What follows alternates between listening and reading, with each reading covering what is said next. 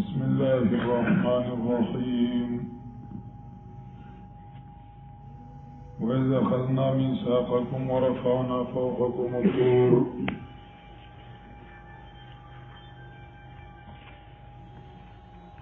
خذوا ما آتيناكم بقوة واذكروا ما فيه لعلكم تتقون ثم توليتم من بعد ذلك فلولا فضل الله عليكم ورحمته لكنتم من الخاسرين ولقد علمتم الذين اعتدوا منكم في السبت فقلنا لهم كونوا قردة خاسئين فجعلناها نكالا لما بين يديها وما خلفها وموعظة للمتقين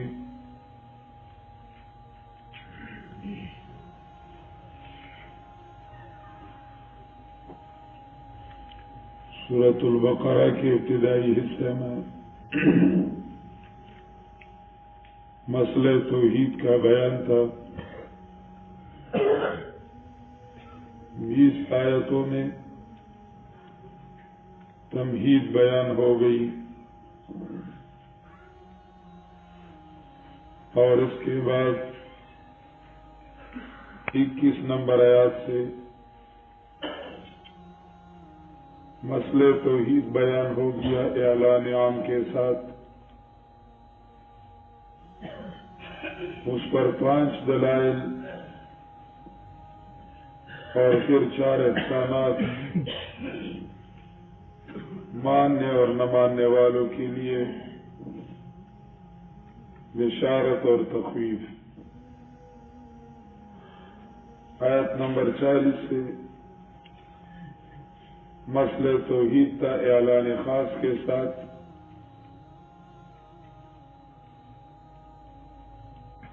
کہ مسئلہ توحید اعلان خاص کے ساتھ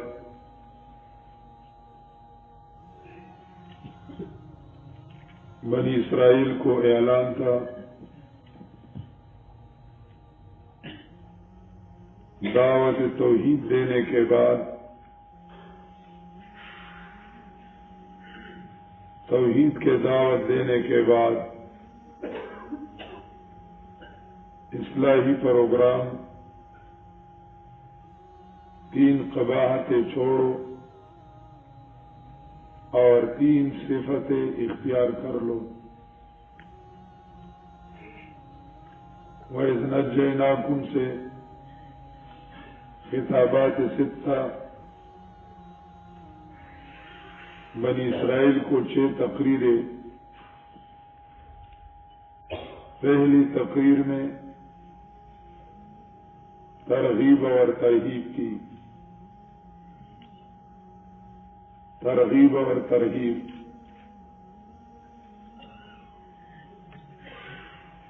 احسانات بیان ہو گئے احسانات کے بعد ساتھ احسانات کے ساتھ 2 عذابوں کا تذکرہ جنہوں نے نہیں مانا اور اگر نہیں مانا تو عذاب دے سکتا ہوں تقریر ترغیب کے ساتھ ختم کر دیا ایمان لاؤ فائدہ ہوگا اب ادھر سے دوسری تقریر ادھر سے لے کر 4 تقریروں میں ان کے خباثتوں کا تذکرہ ہے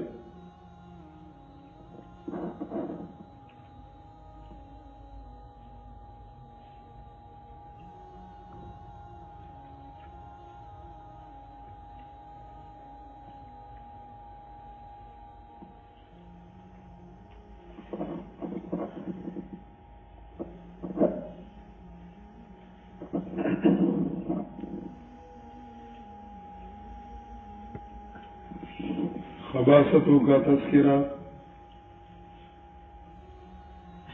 قرآن کریم علاج کی کتاب ہے قرآن مجید کسی کی بے عزتی نہیں کرتا. یہ نہیں ہے کہ قرآن کریم کسی کی گندگیاں بیان کر کے ان کی بے عزتی کرتا ہے.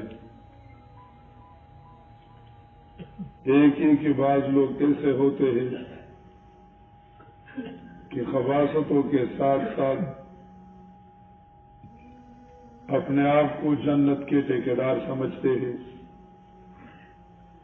ان خباثتوں کی پرواہ کیے بغیر. تو قرآن کریم ان کو وہ بیماریاں بیان کرتا ہے اور ان کی نشاندہی کرتا ہے کہ ان لوگوں کو اپنی بیماری معلوم ہو جائے. جس طرح ایک شفیق ڈاکٹر ہوتا ہے اور وہ لوگوں کو بیماری دکھاتا ہے کہ یہ آپ کی بیماری ہے تاکہ بر وقت یہ لوگ علاج کریں. دوسری حکمت یہ ہوتی ہے کہ ایک عزت کا مقام ہوتا ہے کہ بندہ اس پر فائز ہوتا ہے، اس پر بندہ فائز ہوتا ہے اور پھر اچانک اس عزت کے مقام سے اس کو گرایا جاتا ہے. تو بظاہر کوئی یا اس کے دل میں یہ آ جائے کہ مجھے کیوں اس سے گرایا گیا، تو قرآن کریم گندگیاں جو ہے وہ دکھاتا ہے کہ یہ خباثت ہے، یہ خباثت ہے، یہ خباثت ہے، تاکہ اور کوئی اور یا یہ خود اعتراض نہ کرے کہ مجھے اسٹیج سے کیوں گرایا گیا. تو بنی اسرائیل ایک عزت کے پوسٹ پر فائز تھے. دنیا کی حکومت ان کے ہاتھ میں تھی.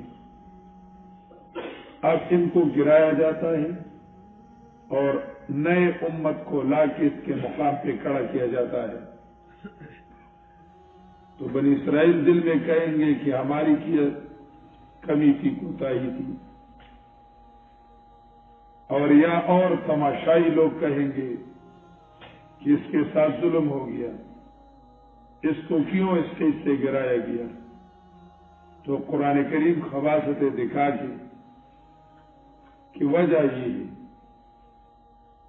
وجہ یہ ہے اللہ کا ایک قانون ہے. دنیا میں اللہ رب العزت جو بھی کرتا ہے وہ ظاہری اسباب کے تحت کرتا ہے. اللہ رب العزت اپنے علم پہ فیصلہ نہیں کرتا. جیسے اللہ کو معلوم ہے کہ فلاں بندے میں یہ کمال رکھی گئی ہے، اگر میں اس کو عزت کے اسٹیج پر بٹھا دوں تو یہ اس کا لائق ہے، لیکن اللہ کرتا ایسا نہیں. پہلے اللہ رب العزت اس کو آزمائشوں میں ڈالتا ہے، پھر اللہ رب العزت ایک سٹیج پر اس کو کھڑا کرتا ہے کہ لوگ بھی یہ فیصلہ کریں کہ واقعی یہ لائق تھا. جس طرح ابراہیم علیہ السلام دیکھو، یوسف علیہ السلام دیکھو، ہر پیغمبر پر کتنی کتنی مشکلات آئی. یہ اللہ رب العزت کا قانون ہے. تو جس کو گراتا ہے اس کو بھی ظاہری اسباب سے گراتا ہے، اور جس کو بٹھاتا ہے اس کو بھی ظاہری اسباب سے بٹھاتا ہے، تاکہ کوئی اعتراض نہ کرے کہ مجھے کیوں نہیں بٹھایا، مجھے کیوں نہیں بٹھایا، اس کو کیوں گرایا. تو یہ اللہ رب العزت دکھاتے ہیں. تیسری حکمت وہ یہ ہوتی ہے کہ اللہ رب العزت، اللہ تعالی بعض اشخاص کی بیماریاں اور اس کی گندگیاں دکھاتا ہے، ان کو بے عزت کرنے کے لیے نہیں بلکہ دوسروں کو بچانے کے لیے. دوسروں کو بچانے کے لیے. کبھی کبھار ایسا ہوتا ہے کہ ایک شخص ہے، اس کا ظاہری لباس ماشاءاللہ ہوتا ہے، ظاہری وضاقت اس کی ایسی ہوتی ہے جس کو ہندو دیکھ کے وہ مسلم بن جاتا ہے، لیکن اندر سے وہ بہت خراب ہوتا ہے. اس کی خلوت تباہی کی ہوتی ہے. اگر اس کے پیچھے کوئی چلے نا تو تباہ ہو جاتا ہے. تو اس پر لوگ دھوکہ کھاتے ہیں کہ یہ بڑا اچھا آدمی ہے، نیک آدمی ہے، اور اس کی وہ گندگیاں اسی کو معلوم نہیں. تو اللہ رب العزت دکھاتا ہے کہ لوگوں کو دکھائے کہ یہ تقلید کا قابل نہیں ہے، یہ اس بات کا قابل نہیں ہے کہ اس کی تقلید کی جائے اور اس کی اتباع کی جائے. اس میں یہ گندگی ہے، یہ گندگی ہے، یہ گندگی. لوگوں کو بچانے کے لیے چھوٹی حکمت یہ ہوتی ہے کہ اس میں مسلمانوں کے لیے تعلیم ہوتی ہے، ہمیں تعلیم ہوتی ہے. بنی اسرائیل کی گندگیاں دکھا کے اب اس میں کیا فائدہ ہے؟ وہ تو چلے گئے، لیکن اب ہمیں دکھاتا ہے کہ یہ بنی اسرائیل ایک عزت کے سٹیج پر بیٹھے ہوئے تھے، خلافت کے سٹیج پر تھے. ان کو گرایا گیا کیوں؟ ان کرتوتوں کی وجہ سے. اگر تم میں یہ کرتوت آ گئے، اگر آپ نے ان افعال کا ارتکاب کر دیا تو آپ کو بھی گرایا جائے گا، کیونکہ اللہ کا فیصلہ اوصاف پہ ہوتا ہے، ذواتوں پہ نہیں. اللہ رب العزت فیصلے ذواتوں پہ نہیں کرتے، اللہ فیصلے اوصاف پہ کرتے. تو اگر یہود نے ان اوصاف کے ارتکاب کر کے خلافت کو کھویا تو ان قباحتوں کے ساتھ تم لوگ خلافت کو پا نہیں سکتے، تم بھی خلافت کو ہوگے. تو مسلمانوں کو تعلیم ہے کہ اب آپ ان میں اپنے آپ کو دیکھنا ہے، آئینہ بنا کے.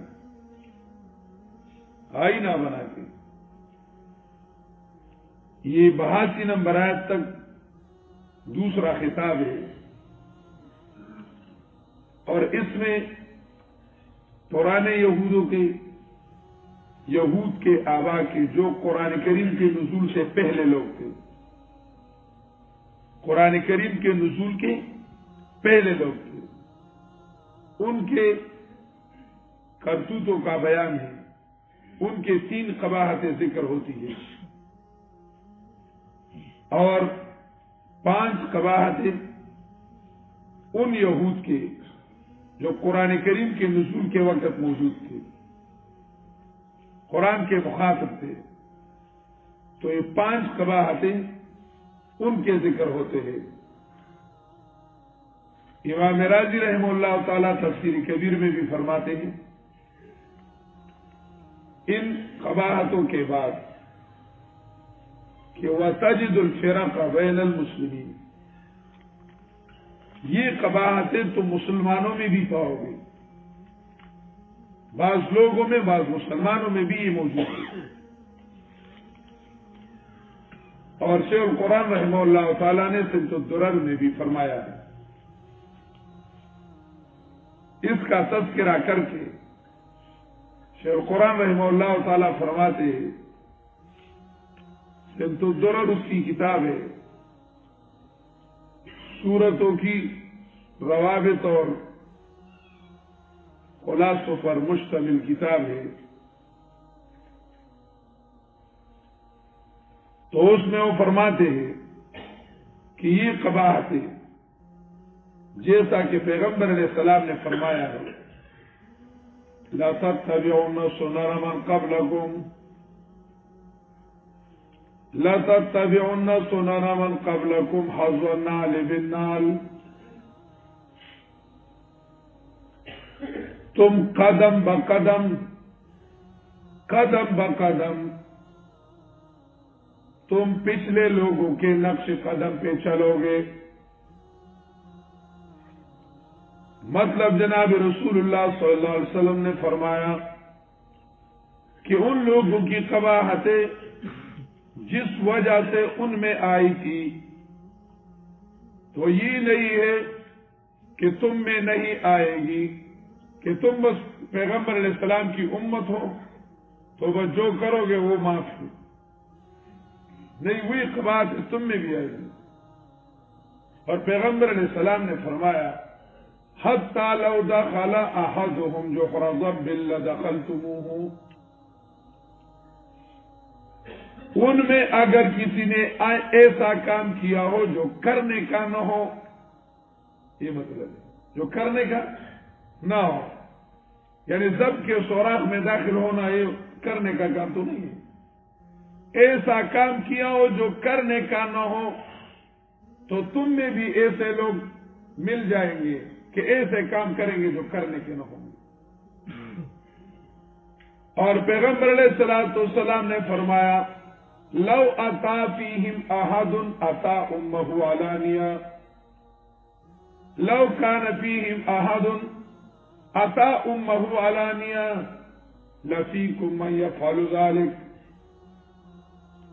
اگر ان میں کوئی ایسا ہو کہ اپنی ماں کے ساتھ اس نے بدکاری کی ہو، منہ کالا کیا ہو، تو تم میں بھی ایسا پائے گا. ابو ہریرہ رضی اللہ تعالیٰ عنہ نے ارشاد فرمایا ما اشبہ اللیلۃ بالبارحہ، پچھلی رات اور آج والی رات ایک جیسی ہوتی ہے، یعنی دونوں امتیں ایک جیسی ہیں. یہ نہیں ہے کہ ان کے احکامات علیحدہ تھے اور ان کے احکامات علیحدہ ہے، کیونکہ یہ پیغمبر علیہ السلام کی امت ہے. نہیں، کوئی کنسیشن نہیں ہے. چلنا ہوگا قانون پر، قانون پر نہیں چلو گے تو وہی حکم ہوگا جو ان کا تھا.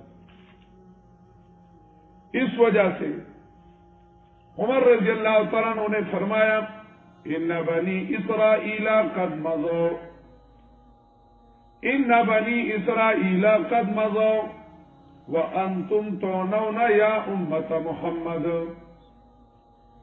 بنی اسرائیل گزر گئے، اب تمہاری باری ہے. اب جب قرآن مجید میں تم بنی اسرائیل کو دیکھو گے تو یہ مت کہنا کہ یار بڑے بے ایمان تھے، اب خود دیکھو کہ تم تو بے ایمان نہیں ہو. وہ قباحتیں جو بنی اسرائیل میں تھی وہ آپ میں تو نہیں. تو اس وجہ سے ان قباحتوں میں اپنے آپ کو دیکھنا ہے کہ اگر کوئی قباحت ایسی ہے کہ ہم میں موجود ہے تو اس کو اپنے آپ سے نکالنا ضروری ہے، اور اگر نہیں ہے تو الحمدللہ کہنا چاہیے کہ شکر الحمدللہ کہ یہ تو نہیں. پھر ایک ہے انفرادی طور پر اشخاص کا خراب ہونا، یہ گزارا ہے. اشخاص کا خراب ہونا کہ چند اشخاص، چند علماء وہ خراب ہو جائے، اور ایک ہے مجموعی طور پر امت خراب ہونا. سمجھ جاتی ہے؟ بنی اسرائیل جو تھے وہ بحیثیت مجموعی خراب ہوئے تھے، اس میں چند اشخاص ٹھیک تھے جو قرآن اللہ قلیلا کے بھی کبھی کہتے ہیں، وہ مجموعی خراب ہو گئے تھے، چند اشخاص ٹھیک تھے. جس طرح پیغمبر علیہ السلام نے فرمایا ہے کہ بنی اسرائیل 72 فرقوں میں بٹ گئے، لیکن اس میں پیغمبر علیہ السلام نے استثناء نہیں فرمایا ہے کہ الا واحدہ ادھر ہے کلہم فی النار، سارے کے سارے آگ میں ہوں گے. اور ہماری امت کے بارے میں فرمائے کہ 73 فرقے بنیں گے، 72 آگ میں ہوں گے، لیکن ایک اس میں ناجیہ ہوگا. یعنی یہ آخری امت ہے تو یہ بحیثیت مجموعی خراب نہیں ہو سکتی کہ مکمل خراب ہو جائے. تو اس میں ٹھیک افراد ہوں گے اور ٹھیک جماعت ہوگی کہ وہ صحیح مشن پر ما انا علیہ واصحابی کہ اس پر چلیں گے. بہرحال انفرادی طور پر جب خراب ہو جائے تو ان کی سزا بھی انفرادی ہوتی ہے، سزا بھی انفرادی ہوتی ہے. اور جب مجموعی طور پر بیماریاں آ جائے کہ اکثریت خراب ہو جائے تو پھر سزائیں بھی اجتماعی آتی ہے، سزا بھی اجتماعی آتی ہے. واتقوا فتنة لا تصيبن الذين ظلموا منكم خاصہ. تو یہ قباحتیں ہیں. قرآن کریم نے ابتدا میں اعبدوا انی جاعل فی الارض خلیفہ کے بعد بیان کی ہے، اس خاطر کہ امت مسلمہ کو ان قباحتوں سے بچنا چاہیے. اور ان قباحتوں کے ہوتے ہوئے بنی اسرائیل اس بات کے لائق نہیں تھے کہ وہ خلافت کی سٹیج پر قائم رہے، کیونکہ ایسے لوگ جب حاکم بن جائے تو فساد پھیلائیں گے، ظلم پھیلائیں گے، وہ انصاف نہیں پھیلائیں گے، وہ اللہ کا حکم نہیں پھیلا سکتے اور اللہ کی عبادت نہیں کر سکتے. تو ان میں 3 قباحتیں لعلکم تعقلون، 3 قباحتیں یہ یہود آبائی یہود کی، پرانے یہودوں. ایک ہے نقض عہد، نقض عہد اللہ سے کیا ہوا وعدہ اس کو توڑنا. بنی اسرائیل کو اللہ رب العزت نے کتاب دیا، پھر اللہ نے معجزہ دکھا کے یا پہاڑ اٹھا کے اور ان سے وعدہ لیا کہ اس پر عمل کرو گے. انہوں نے وعدہ فرمایا کہ ہم عمل کریں گے، وعدہ کیے کہ ہم عمل کریں گے سمعنا، لیکن جب واپس آ گئے تو وہی وعدہ توڑا. اللہ سے کیا گیا وعدہ ان لوگوں نے توڑا. نقض عہد. اب دیکھتے ہیں یہ ایمان ایک عہد ہے. جب بندہ ایمان لاتا ہے تو اللہ کے ساتھ عہد کرتا ہے، اللہ کے ساتھ عہد کرتا ہے کہ اے اللہ ہم تیری ہی عبادت کریں گے. ایاک نعبد، نماز میں ہم عہد کرتے ہیں کہ ایاک نعبد، یہ عہد ہے بندہ کا کہ بندہ اللہ کے ساتھ وعدہ کرتا ہے کہ ایاک نعبد، کہ اے اللہ ہم تیری ہی عبادت کریں گے اور تجھ سے ہی مدد مانگتے ہیں، کسی اور سے نہیں. اب نماز کے بعد اس وعدہ کو توڑنا کہ باہر جا کے کسی اور کی غلامی کرنا، اور جس طرح گش میں ہم بولتے ہیں کہ ہم نے جب یہ کلمہ پڑھا کہ لا الہ الا اللہ محمد الرسول اللہ، تو ہم نے پیغمبر علیہ الصلوۃ والسلام سے اللہ سے وعدہ کیا کہ اے اللہ ہم تیری احکامات پر عمل کریں گے اور تیرے پیغمبر محمد الرسول اللہ صلی اللہ علیہ وسلم کو سچا پیغمبر مان کے ان کے طریقوں پر زندگی گزاریں گے. یہ کلمہ پڑھنا ایک وعدہ ہے. تو اب اپنی زندگی کو دیکھنا چاہیے اور مجموعی طور پر دیکھنا چاہیے کہ مسلمانوں نے اس وعدے پہ عمل کیا ہے، اور اپنی سیاسی میدان میں دیکھیں کہ ہم نے اس وعدے پہ عمل کیا ہے کہ ہم اللہ کے ساتھ وعدہ کیا ہے کہ ہم اللہ کی عبادت کریں گے، اللہ کی غلامی کریں گے، تو کیا ہم جس قانون پر فیصلے کرتے ہیں اور جس قانون کو ہم نے نافذ کیا ہے، فالو کیا ہے، تو کیا 100% اسلامی قانون ہے کیا انگریزی قانون پر عمل پیرا ہے؟ یہ دیکھنے کا مسئلہ ہے۔ جب مسلمان جو ہے بے حیثیت مسلمان اللہ کی قانون پر عمل نہیں کرتے تو ذلت آئے گی، ذلت آئے گی۔ اللہ رب العزت نے ادھر بنی اسرائیل کی ایک قباحت ذکر کی ہے، وَإِذْ أَخَذْنَا مِيثَاقَكُمْ وَرَفَعْنَا فَوْقَكُمُ الطُّورَ، اور میں نے اٹھایا تمہارے اوپر کوئی طور کو۔ یہ کس لیے اٹھایا؟ مولانا حفظ الرحمان تہواری رحمہ اللہ تعالی، اس نے قصص القرآن میں شیخ القرآن مولانا غلام حبیب صاحب رحمہ اللہ تعالی فرماتے تھے کہ قصص القرآن پر بہت سی کتابیں لکھی گئی ہیں، لیکن مجموعی طور پر قصص القرآن جو ہے اس میں غلطیاں بہت کم ہیں اور تحقیقی کتاب ہے، سب کتابوں میں یہ کتاب اچھی ہے۔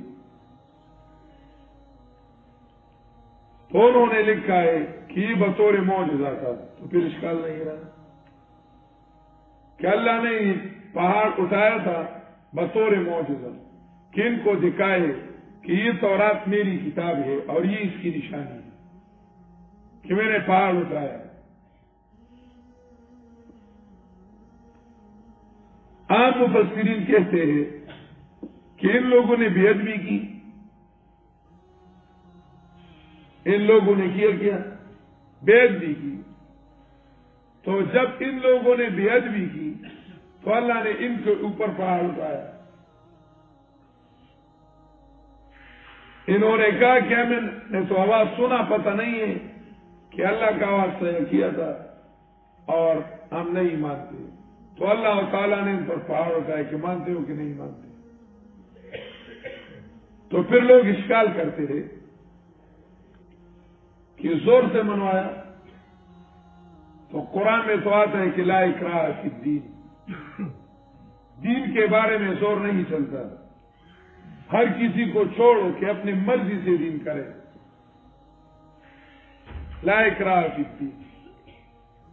تو اس بات کو سمجھنا چاہیے، ایک یہ ایمان لانے میں زور، ایمان لانے میں کہ کسی پر بندوق رکھ کے کہ مسلمان ہو جاؤ، تو یہ بات ٹھیک نہیں ہے۔ ہر کسی کو چھوڑو، دلائل بیان کرو، سمجھاؤ کہ وہ اپنے مرضی سے اسلام میں داخل ہو جائے۔ اس طرح مشہور واقعہ ہے، سمامہ رضی اللہ تعالیٰ عنہ کو پیغمبر علیہ السلام نے پکڑا تھا، وہ قیدی تھا، تو نبی علیہ السلام نے مسجد پہ باندھا تھا،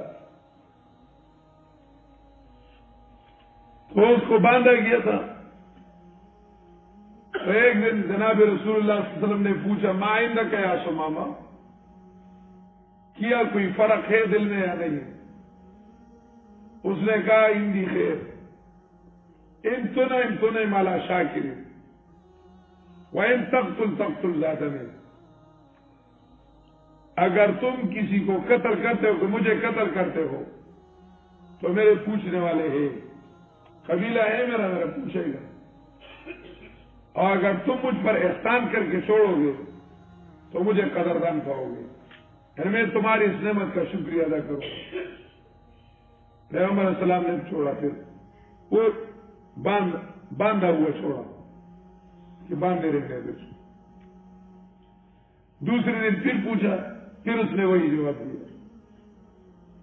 تیسری دن پھر پوچھا، پھر اس نے وہی جواب دیا۔ جناب رسول اللہ صلی اللہ علیہ وسلم نے صحابی کو کہ اس کو کھولو اور کہا کہ چلو تم آزاد ہو، چلو آزاد ہو۔ وہ جا کے غسل کیا اور آ کے پیغمبر علیہ الصلوۃ والسلام کو کہا کہ مجھے کلمہ پڑھو اور میں مسلمان ہوتا ہوں۔ وہ 3 دن میں اس نے مسلمانوں کے جناب رسول صلی اللہ علیہ وسلم نے ان کو اعمال دکھانا تھا، 3 دن میں اس نے سارے معمولات دیکھے نا، سارے کام دیکھے۔ تو جناب رسول اللہ صلی اللہ علیہ وسلم کو فرمایا کہ رسیوں میں جکڑا ہوا ایمان مجھے قبول نہیں کرتا، اس وجہ سے میں اس وقت ایمان نہیں لاتا۔ میں نے کہا تھا کہ اگر قتل کر رہے تو کرو، لیکن ایسا ایمان میں نہیں لاتا۔ میں نے کہا کہ آزاد ہو کہ ایمان لے، تو ان کو دکھاؤ، اعمال دکھاؤ، دلائل دکھاؤ اور صحیح طریقہ سے سمجھاؤ۔ ایمان لائے تو ٹھیک ہے، نہ لائے تو۔ ایمان لانے میں زور اور جبر نہیں ہے۔ جب ایمان لایا تو ایمان وعدہ ہے کہ میں اللہ تیرے احکامات پر عمل کروں گا۔ ایمان لانے کے بعد اگر کوئی احکامات پر عمل نہیں کرتا تو اس پر حاکم زور کر سکتا ہے، کیونکہ ایمان صرف نام کا نام نہیں، کام کا نام ہے۔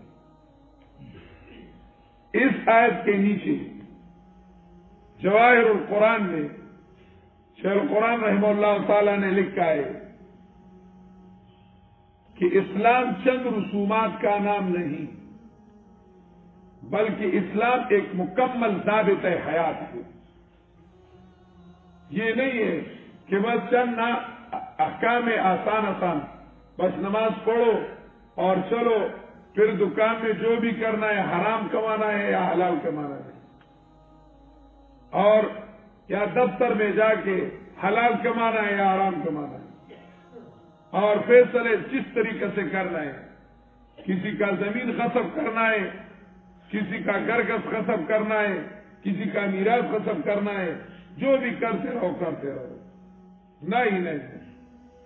اسلام مکمل ضابطہ حیات ہے۔ اب اگر کوئی اس پر عمل نہیں کرتا تو حاکم اس پر زور کر سکتا ہے، حاکم اس پر زور کر سکتا ہے۔ تو اس وجہ سے ان پر زور کیا۔ ورفعنا فوقهم الطور، اور اس وعدہ میں اللہ نے کہا کہ 2 کام کرنا ہے۔ آسمانی نظام کو جو کتاب میں نے دیا ہے، ایک اس پر عمل کرنا ہے اور دوسرے اس کا سیکھنا سکھانا ہے۔ آسمانی کتاب کے 2 حق ہیں، ایک ہے عمل اور ایک ہے علم۔ علم اور عمل، ایک علم اور ایک عمل۔ علم سے مقصود عمل ہوتا ہے، اس وجہ سے خذوا ما آتیناکم کو مقدم کیا۔ واذکروا ما فیہ بالدرس والتدریس بالتعلیم والتعلم، تعلیم اور تعلم کے ساتھ، تعلیم اور تعلم کے ساتھ اس کو یاد رکھو۔ جب قرآن کریم کا علم درس اور تدریس جائے گا تو عمل خود بخود جائے گا، اور جب آسمانی کتاب کی درس و تدریس جاری ہوتی ہے تو بندہ میں سن کے عمل کا جذبہ پیدا ہوتا ہے۔ جس طرح پیغمبر علیہ السلام نے درس دیا تو جنات نے سنا تو ان میں انقلاب آ گیا۔ قل اوحی الی انہ استمع نفر من الجن فقالوا انا سمعنا قرآنا عجبا۔ یہ ہماری ایک غلط فہمی ہے۔ 2 غلط فہمیاں ہمارے عوام بھائیوں کے، ہم عوام درس قرآن کو نہیں دیکھتے۔ اس کی 2 وجہ ہیں۔ ایک وجہ یہ ہے کہ ہم سیکھ نہیں سکتے تو بیٹھتے کیوں ہیں، ایک ہی ہے۔ سمجھ میں آتی ہے کہ ہم سیکھ نہیں سکتے تو بیچتے کیوں ہے؟ وقت ضائع کرتے ہیں. اس کو ہم وقت ضائع کرنا کہتے ہیں. اس کے بجائے جائے اپنا تلاوت کرے یا جو ہے اپنا وظیفہ پکائے، درود شریف پڑھے یا کوئی اور کام کرے. بیٹھنے کی ضرورت کیا ہے؟ یہ ایک غلط فہمی ہے. دوسری غلط فہمی وہ یہ ہے کہ بھائی یہ ہم نے سنا، کئی بار ہم نے سنا ہے، لیکن اصل چیز عمل ہے. عمل کرتے نہیں تو کیوں بار بار سنتے ہیں؟ سمجھ آتی ہے؟ یہ شیطان نہیں ہے، یہ جو ہے نا گمراہی میں اس نے بالکل اعلی ڈگری حاصل کی ہے. بہت گمراہ کرنے میں یہ بڑا حرامی ہے. یہ ایسی طرح سے بندہ کو گمراہ کرتا ہے نا، جو چیز خیر کا خزانہ ہوتا ہے نا اس سے ہم کو روکتے ہیں تاکہ ان پر ہی خزانے کا دروازہ نہ کھلے، ادھر سے ہمیں محروم کرتا ہے. یہ سننا جو ہے نا یہ سارے خیرات کا خزانہ ہے. سنے تو بندہ سیکھے گا، سنے تو بندہ کے ساتھ عمل کا فکر پیدا ہو جائے گا. جب نہ سنے تو سب کا راستہ بند ہو گیا، سب کا راستہ بند ہو گیا. پھر سننے سے جس طرح مکہ کے شیاطین نے کہا تھا لا تسمعوا لهذا القرآن والغوا فيه، اس قرآن کریم کو مت سننا. پابندی لگائی تھی انہوں نے کہ لا تسمعوا لهذا القرآن والغوا فيه، اس کو سننا مت. اور جب یہ درس وغیرہ شروع کرے تو تم کوئی اور نظموں میں غزلوں میں شروع کرو یا اعتراض شروع کرو. آئیے وہ شاید اس طریقے سے تم غالب آ جاؤ گے. یہ پہلی غلط فہمی جو ہمارے اندر ہے کہ سیکھ نہیں سکتے تو سننے کی ضرورت کیا ہے. ایک یہ بات غلط ہے. اول اس لیے غلط ہے کہ کیوں نہیں سیکھ سکتے؟ کیوں نہیں سیکھ سکتے؟ انگلش سیکھ سکتے ہو، تمہاری ماں کوئی انگریز تھی. فزکس سیکھ سکتے ہو، بایولوجی سیکھ سکتے ہو اور اسٹیٹسٹکس سیکھ سکتے ہو. یہ ساری جو ہے تعلیم کر سکتے ہو. قرآن کریم نہیں سیکھ سکتے؟ کیا اتنی باری ہے؟ اول یہ بات غلط ہے کہ ہم سیکھ نہیں سکتے. ہم نے اپنے آنکھوں سے ایسے بوڑھے دیکھے ہیں کہ اس نے ایک دفعہ میں بیان کر رہا تھا تو میں نے اپنے محلے کے ایک بابا کا قصہ سنایا کہ اس نے بڑی عمر میں قرآن کریم کو سیکھا ہے. تو آپ قرآن کریم کو سیکھنے کی کوشش کرو. تو میں نے اس واقعہ سنایا. تو بیان کے بعد ہمارا ایک حاجی صاحب ہو چکا ہے، اللہ مغفرت نصیب کرے، پنجپیر کے ساتھ گاؤں ہے ایک، اس کا تھا حاجی مختیار صاحب نام تھا، اللہ مغفرت نصیب کرے. تو اس نے کہا کہ مفتی صاحب اس کے بعد میرا واقعہ سنایا کرو. میں نے کہا کیوں؟ کہ آپ مجھے دیکھتے ہو نا، میں نے اس بڑی عمر میں قرآن کریم کا ترجمہ سیکھا ہے. ترجمہ تفسیر کے ساتھ پنجپیر میں کئی مرتبہ پڑھ کے میں نے سیکھا ہے. اور اب میں اپنی مسجد میں درس قرآن خود دیتا ہوں. اور اس نے کتابیں وغیرہ نہیں پڑھی تھی، کوئی کتاب نہیں پڑھی تھی. میں خود درس دیتا ہوں اور میں نے اس کا درس خود سنا ہے. ایک مرتبہ باجوڑ بیان کیا تھا، تو باجوڑ میں بیان کیا تو ساتھیوں نے کہا کہ مدرسہ کا پروگرام ہے لیکن دستار بندی میں ایک بابا ہے 75 سال کا بابا کہ اس نے قرآن کریم ترجمہ کے ساتھ ختم کیا ہے. تو بابا نے کہا کہ مفتی صاحب دستار بندی سے پہلے ہی مائک مجھے دے دیجیے. وہ بابا نے کہا میں نے کہا لے لو بھائی. اس نے کہا کہ میں مائک اس لیے مفتی صاحب سے لیا کہ اس نوجوانوں کو میں تانا دیتا ہوں کہ مجھے دیکھو میں نے 75 سال کی عمر میں قرآن کریم سیکھا ہے، تم کیوں نہیں سیکھ سکتے؟ بس میں نے اس بات کے لیے آپ سے مائک لیا ہے کہ نوجوانوں مجھ سے عبرت لے لو اور غیرت کرو تو کہ کیوں نہیں سیکھ سکتے.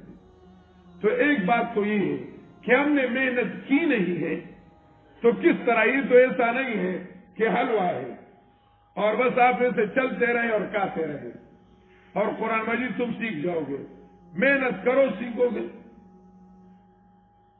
گے.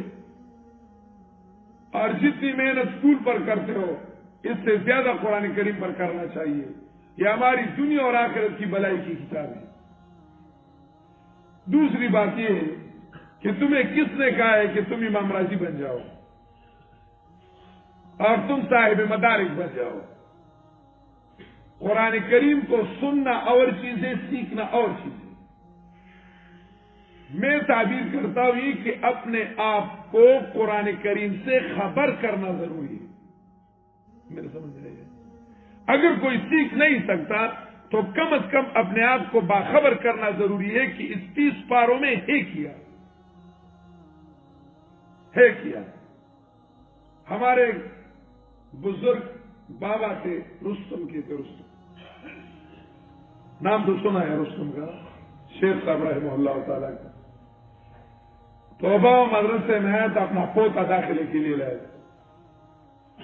تو بابا نے کہا کہ میں الحمدللہ رستم شیخ صاحب رحمہ اللہ تعالیٰ کے درس میں 40 سال بیٹھا ہوں. ہر سال میں درس میں بیٹھتا ہوں. گپ شپ بھی تھا، مزاح ہی تھا. تو بابا نے کہا کہ ایک لفظ بھی میں نے نہیں سیکھا ہے. 40 سال بیٹھا ہوں لیکن سیکھا کچھ نہیں. لیکن اس نے کہا کہ اس درس کی برکت ہے میں اپنے گاؤں کے جرگے کا بندہ ہوں اور جرگا میں بیٹھتا ہوں. تو جو آدمی غلط بات کہے نا شریعت کے خلاف تو مجھے پتہ لگتا ہے کہ یہ شریعت کے کیا ہے، خلاف ہے. تو میں یہ اس درس کی برکت ہے. تو میں اس کو کہتا ہوں کہ یہ بات غلط ہے، آپ علماء سے تحقیق کریں، یہ ٹھیک نہیں ہے، اس پر جرگہ مت کرنا. تو یہ قرآن کریم کی درس کی برکت ہے. تو آپ بیٹھ جاؤ، حلال سمجھو گے، حرام سمجھو گے، قرآن کریم کی رحمت اترتی ہے، آپ کے دل میں رحمت آئے گا، نور آئے گا. چارسدہ میں مفتی صاحب کے درس کا افتتاح تھا. پہلے ہم گئے تھے تو ایک امیر صاحب آیا گیا، تبلیغ کا ساتھی تھا. امیر صاحب درس میں آیا تھا. تو مفتی صاحب نے کہا کہ امیر صاحب پابندی کے ساتھ ہر سال آتا ہے، بڑا اچھا آدمی ہے. تو امیر صاحب نے مجھے کہا کہ مفتی صاحب میں بالکل نالائق ہوں، کچھ نہیں سیکھ سکتا، جس کو ہم پشتوں میں غوڑ منگے کہتے ہیں کہ کچھ نہیں سیکھ سکتا. لیکن میں آتا ہوں 2 نیتوں سے. پھر مفتی صاحب نے مجھے کہا کہ ویسے گپ شپ لگاتا ہے، سیکھتا بھی ہے، لکھتا بھی ہے، قابل ہے، لیکن وہ اسے عاجزی کرتا تھا. تو امیر صاحب نے کہا کہ میں آتا ہوں 2 نیتوں سے. یہ نیت قابل غور ہے کہ میں درس کے لیے آتا ہوں 2 نیتوں سے. ایک نیت میری یہ ہے کہ میں نے فضائل اعمال میں حدیث سنا ہے کہ جدھر قرآن کریم کا درس ہوتا ہے تو ادھر رحمت برستی ہے. غشیتہم الرحمہ، یہ ہے نا حدیث، غشیتہم الرحمہ، تو ادھر رحمت برستی ہے، سکینہ نازل ہوتی ہے. تو میں کہتا ہوں کہ میں طلباء کے ساتھ بیٹھ جاؤں گا کہ مجھے بھی رحمت میں جگہ ملے اور مجھ پر بھی رحمت نازل ہو جائے. ایک نیت میری یہ ہے. دوسری نیت میری یہ ہے کہ میں قرآن کریم میں بیٹھتا ہوں تو میں تو سال کے 10 مہینے جو ہے وہ ہم دنیا کا کام کرتے ہیں، مارکیٹ میں ہوتے ہیں. تو یہ 2 مہینے میں قرآن کریم کے لیے آتا ہوں. تو یہ قرآن کریم تو بہت بھاری کتاب ہے نا. تو جب اللہ رب العزت قیامت کے دن میرا سال کھولے گا نا تو ایک طرف 10 مہینے ہوں گے اور ایک طرف یہ 2 مہینے قرآن والے ہوں گے. تو اگر یہ 2 مہینے ترازو میں بھاری ہو گئے نا تو پھر میرا سارا کام برابر ہو جائے گا، برابر ہو جائے گا. تو اس وجہ سے میں یہ 2 مہینے قرآن کے لیے دیتا ہوں. یہ ہماری غلط فہمی ہے. آپ کو کس نے کہا ہے کہ آپ لفظی ترجمہ سیکھو، ربط سیکھو اور اصول سیکھو؟ آپ کو کس نے کہا ہے کہ تم شیخ القرآن بن جاؤ؟ آپ بیٹھو، آپ پر رحمت اترے گی. آپ بیٹھو، آپ کچھ سمجھو گے، پتہ لگے گا آپ کو. جب میں یہ باتیں کرتا ہوں تو آپ نہیں سمجھتے. آیات کا ترجمہ چھوڑو، جو باتیں میں اردو میں کرتا ہوں تو آپ سمجھتے نہیں ہیں. تو اس طرح جب شینائی میں کوئی بات کرے تو آپ کو اس سے زیادہ سمجھ آئے گی، اس سے زیادہ سمجھ آئے گی. تو بات سمجھو گے، ایمان ترقی کرے گا. قرآن کریم فرماتے اذا تلیت علیہم آیات زادتہم ایمانا، تو ایمان ترقی کرے گا. تو جب تم قرآن کریم کی درس ہے اور تم قرآن کریم کو لے کے باہر تلاوت کرتے ہو تو یہ کیا فائدہ ہے؟ اس کی ایک لفظ کی 10 نے کیا ہے اور ادھر تمہاری کتنے نہیں کیا ہے. اس سے تم خبر ہے قرآن کریم کے ایک آیات سمجھنا کتنے نفلوں کا ثواب ہے؟ 100 نفلوں کے قبول شدہ کا کیا ہے ثواب ہے. حدیث ہے نا، پڑھتے ہیں نا 100 رکعت نفل کا کیا ہے ثواب ہے. تو اس کو دیکھنا چاہیے. یہ ایمان کی ترقی کے اعمال ہے اور اس سے ہمارے اندر سوسائٹی میں خیر پھیلے گا، ہم سے معاشرہ میں، سماج میں ہم سے خیر پھیلے گا. ہم ایک بات ادھر سنیں نا، ادھر سنیں اور گھر جا کے ادھر بیان کریں تو ادھر تم طالب بن گئے، ادھر استاد بن گئے. تو آدھے گھنٹے میں تم عالم بھی بن گئے، متعلم بھی بن گئے، لعنت سے بھی بچ گئے. قرآن کریم پیغمبر علیہ السلام نے نہیں فرمایا الا ان الدنیا ملعونہ وملعون ما فیہا الا العالم والمتعلم وذکر اللہ وما والا. دنیا سارا کا سارا لعنتی ملعون ہے مگر عالم، متعلم اور اللہ کا تذکرہ، یہ چیزیں لعنت سے محفوظ ہیں. تو قرآن کریم سیکھنا یہ طالب العلم بننا ہے. شیخ القرآن رحمہ اللہ تعالیٰ پنجپیر فرماتے تھے کہ سارا دن تم کام کرو اپنا، لیکن شام کو آدھا گھنٹہ مولوی صاحب کو چاہیے کہ قرآن مجید کا درس دے دیں اور سارے عوام اس میں شریک ہو جائے، بیٹھے اس میں. تو ادھر آپ نے بات سنی، بات کیا کی، اور اگر کس نے سیکھنا ہے اور نوجوان ہے سیکھ سکتا ہے تو سیکھے، اگر سیکھا نہیں تو سادہ بات آپ کو تو سمجھ آ سکتی ہے کہ اس آیت میں کہتا ہے کہ وعدے کو نہیں توڑنا ہے، اللہ سے کیا گیا وعدہ اس کے توڑنے کا بہت بڑا سزا ہے. بس یہ بات آپ نے سیکھی، گھر جا کے یہ بات کرو. تو ادھر طالب بن گئے، ادھر استاد بن گئے. تو عالم آدھے گھنٹے میں طالب بھی بن گئے اور متعلم بھی بن گئے، استاد بھی بن گئے. تو اللہ نے ثواب بھی دیا. تو یہ ضروری چیزیں ہیں. تقوی اس پر مرتب ہے، لعلکم تتقون. لعلکم علم اور علم، عمل اور علم، اس پر تقوی مرتب ہے. تقوی چاہیے تو یہ ہے کہ آسمانی کتاب پر عمل کرو اور قرآن کریم کو سیکھو. ہمارے علماء حضرات ہم میں سستیاں ہیں بہت زیادہ. درس قرآن اپنے محلوں میں ہم نہیں کرتے. یہ یاد رکھیے، اگر ہم نے اس عوام کو اس طرح چھوڑا تو ہمارے محلوں میں شرک اور الحاد خود بخود پیدا ہو جائے گا، خود بخود.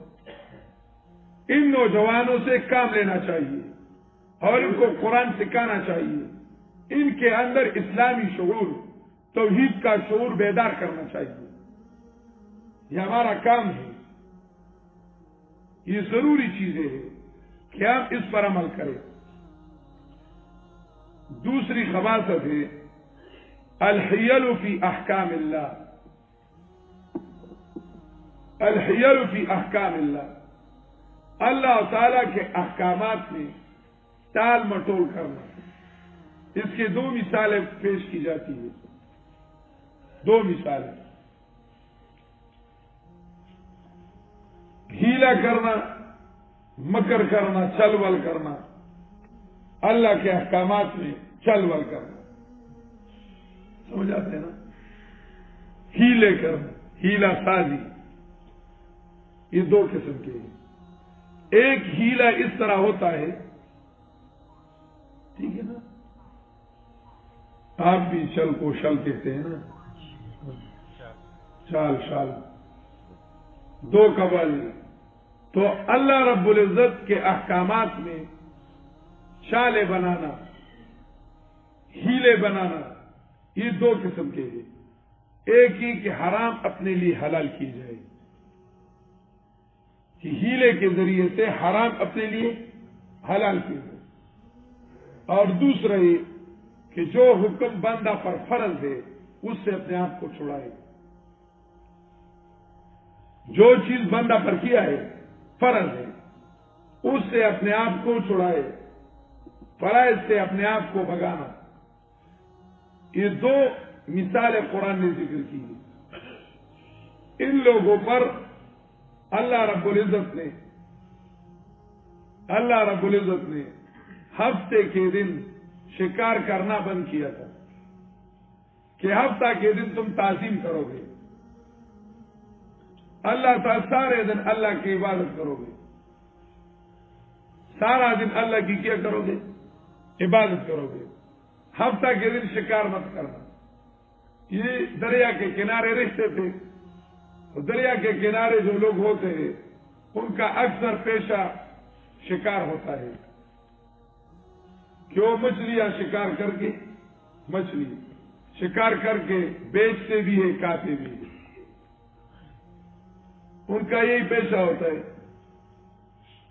تو یہ شکار بھی عجیب چیز ہے نا، جس طرح حدیث میں آتا من اتبع الصید فقد غفل، جو شکار کے پیچھے چل گیا تو وہ غافل بن گیا، کیونکہ بندہ کہتا ہے کہ اب ادھر ہوگا، اب ادھر ہوگا، اب ادھر ہوگا، لالچ بھی ہوتی ہے۔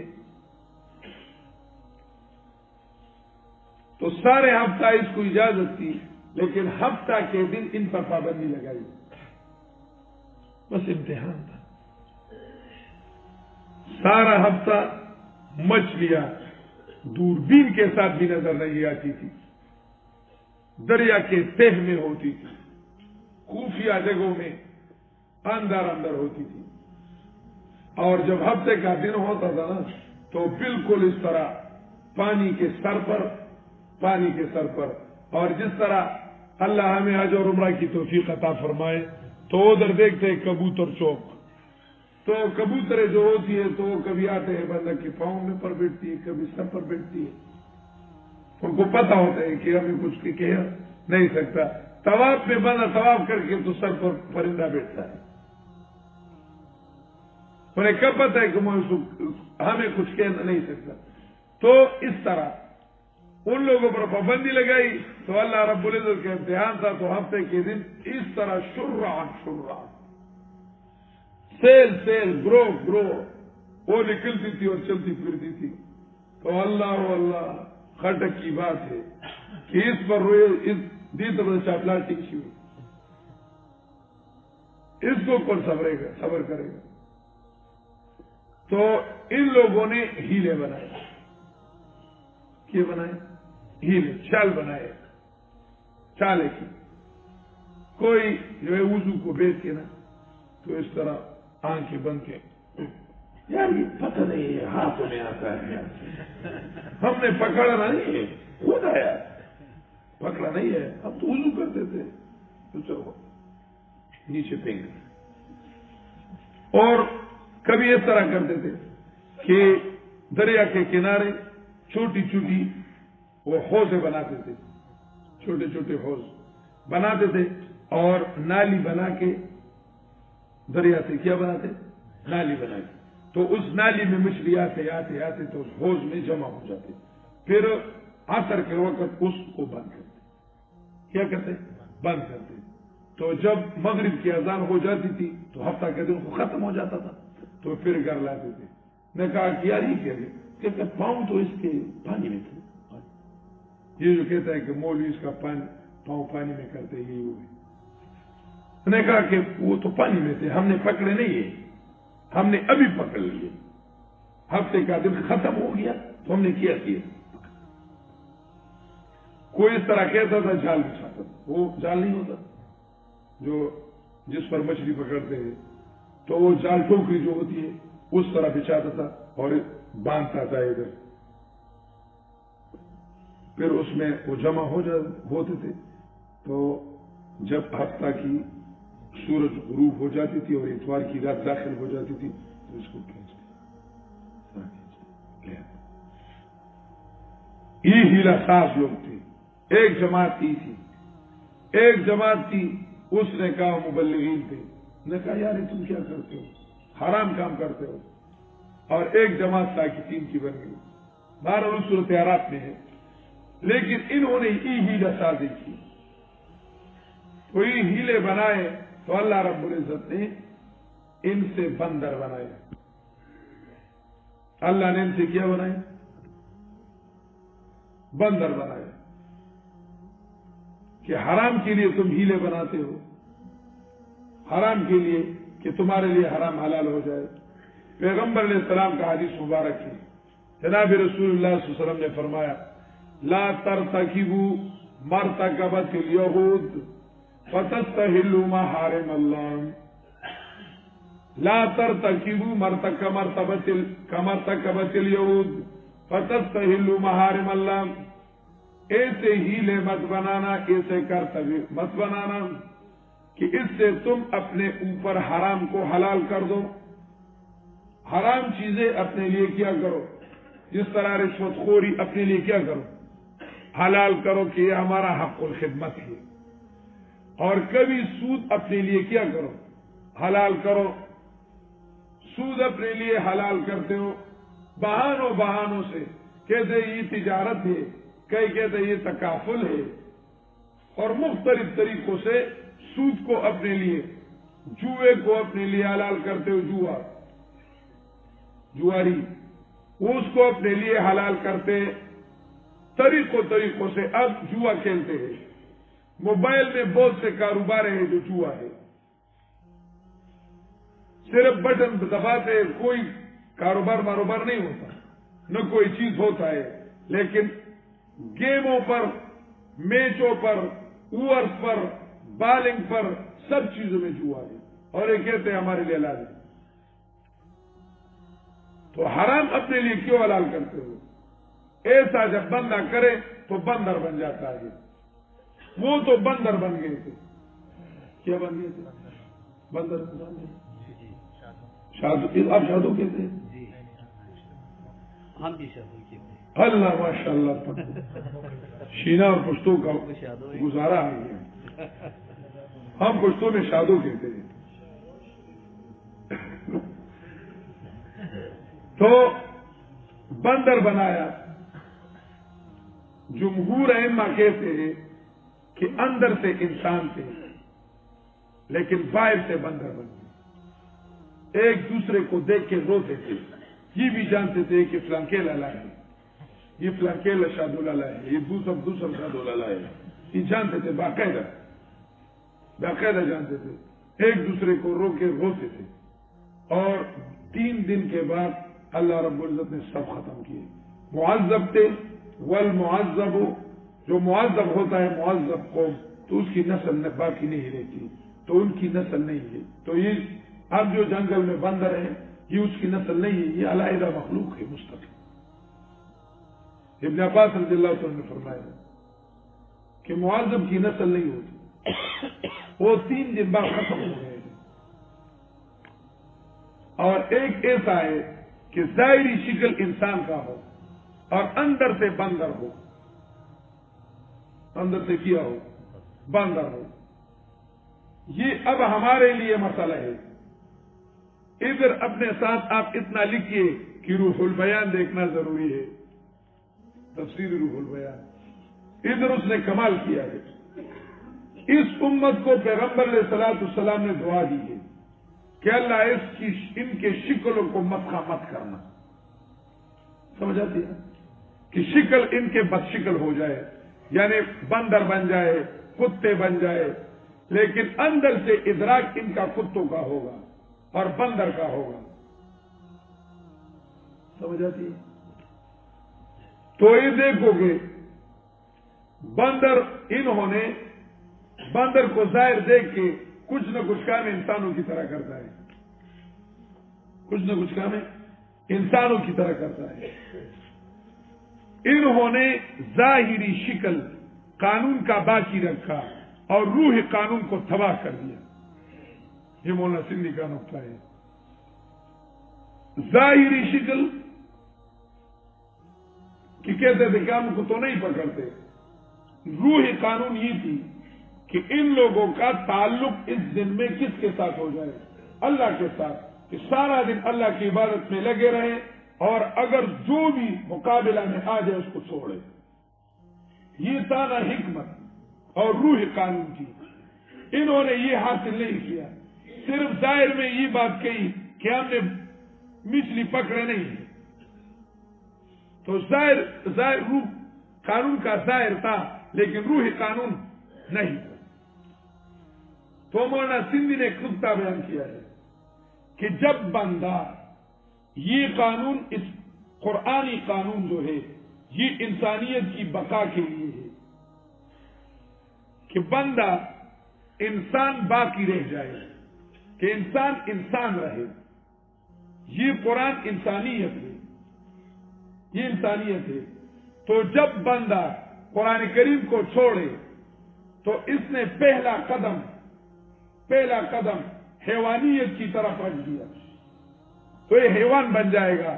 انہوں نے کہا ہے کہ اجتماعی زندگی میں انسان کی اجتماعی زندگی کدھر سے شروع ہوتی ہے؟ شادی سے. کہ جب بندہ شادی کرے تو اجتماعی زندگی شروع ہو جاتی ہے. پہلے بندہ منفرد ہوتا ہے، انفرادی زندگی ہوتی ہے. شادی سے اس نے قدم رکھا اجتماعی زندگی میں. اب شادی ایک اسلامی قانون ہے، آسمانی قانون ہے نا. اس کو چھوڑو اور کہو کہ شہوت پورا کرو جس طرح ہو سکے، تو اس نے حیوانیت میں قدم رکھا، حیوانیت میں قدم رکھا. اور یہ کام خنزیر اور بندر کا ہے، یہ کام خنزیر اور بندر کا ہے کہ جدھر سے شہوت پورا کرے. حیوان تو یہ ہے ایسا، لیکن یہ دونوں ایسے ہیں، بندر اور کون؟ خنزیر، کہ اس میں اغلام بازی بھی ہے، مذکر کے ساتھ بدتیلی بھی ہے، اور ان میں دیوسی بھی ہے کہ اپنی جفتی کو اور اپنی مؤنث کو جس وقت یہ مائل ہوتا ہے اس وقت اس کو چھوڑ کے دوسرے کو چھوڑتا ہے. تو اس میں دیوسی بھی ہے. تو جب شادی کا قانون چھوڑے گا تو یہ حیوانیت میں داخل ہوتا ہے. یہ پہلا قدم ہوتا ہے. اس وجہ سے کونوا قردۃ خاسئین، اسلامی قانون چھوڑ کے اور اسلام کا قانون چھوڑ کے انسان باقی نہیں رہ سکتا. تو اللہ نے ان کو حیوان بنا دیا. تو اس امت کو دوا ہوئی لیکن اندر سے بندر ہوں گے، حیوانیت ہوگی، انسانیت نہیں ہوگی. درندہ بنیں گے، بندر بنیں گے، خنزیر بنیں گے. جب اللہ رب العزت کا قانون چھوڑیں گے تو یہ احکامات شرعیہ جو ہے، احکامات شرعیہ یہ ادویہ شرعیہ ہے، ادویہ شرعیہ ہے، ادویہ ہے، دوائیاں ہیں. اس کو صحیح طریقے سے استعمال کرنے سے صحت آتی ہے، اور اگر اس کو صحیح استعمال نہیں کیا تو صحت نہیں ہوتی. انسانیت ٹھیک نہیں رہ سکتی. تو یہ اللہ نے ہمیں تعلیم دے دی اور عبرت بھی بنایا کہ لوگوں کے لیے عبرت بن جائے اور نصیحت لے لوگ کہ موعظۃً میں ہی مسئلہ ہے کہ اس سے عبرت لے لے کہ اللہ رب العزت کی قانون کو فالو کرے اور اللہ رب العزت کے قانون کے لیے ہیلے مت بنائے. وموعظۃً للمتقین وَإِذْ قَالَ مُوسَىٰ لِقَوْمِهِ يَا قَوْمِ وَإِذْ قَالَ مُوسَىٰ لِقَوْمِهِ إِنَّ اللَّهَ يَأْمُرُكُمْ یہ دوسرا مثال ہے.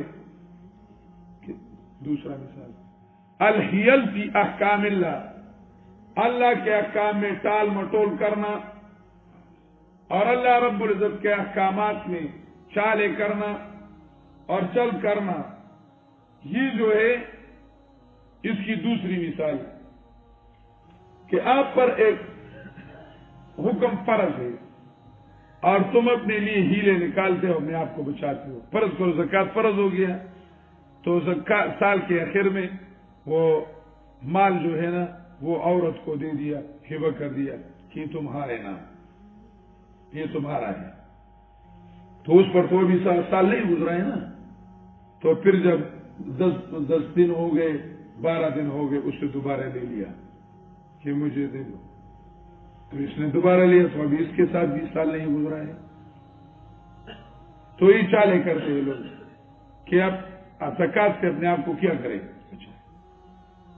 کبھی روزے سے اپنے آپ کو چھوڑاتا ہے کہ روزہ نہیں رکھتے کیونکہ پاؤں کی انگوٹھی جو ہے تو اس پر تھوڑا سا دانا نکلا ہے،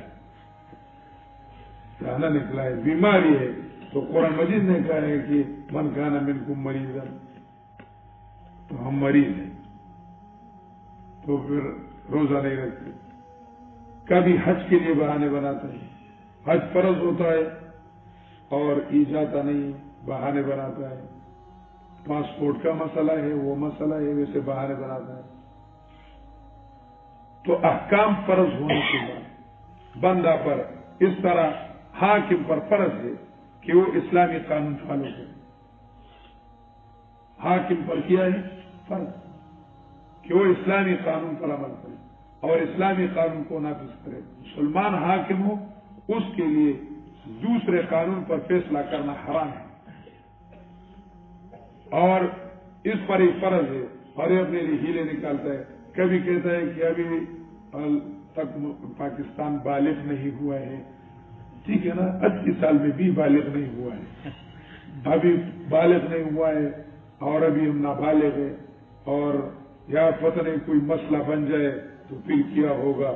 اور یہ اس کے کبھی بہانہ بناتا ہے کہ اسلامی قانون کے لیے تو شاہد چاہیے نا، تو سارے لوگ فاسق ہیں، تو فاسق ہے تو کون گواہی کون دے گا، گواہی کون دے گا. اس طرح کے ہیلے کرتے ہیں کہ تم حیران ہو جاؤ گے.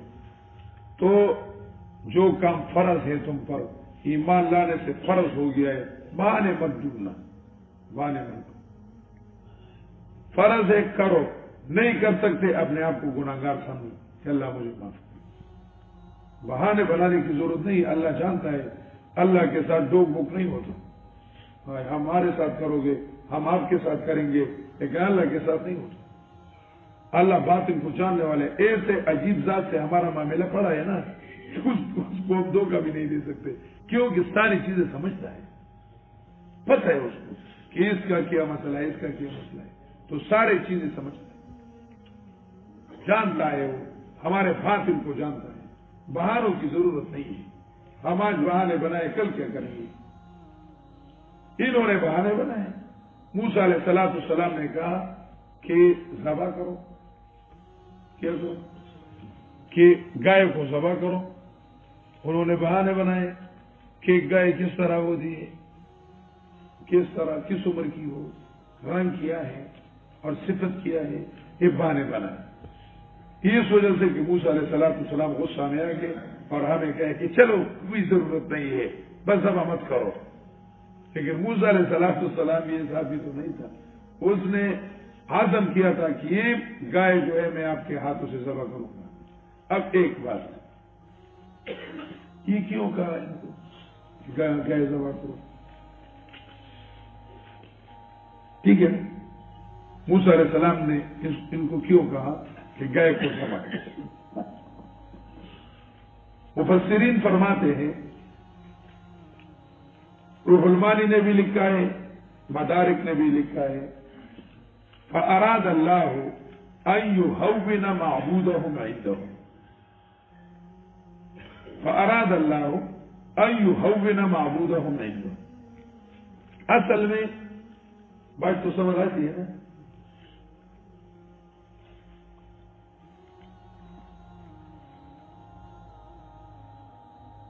سمجھ آتے ہیں؟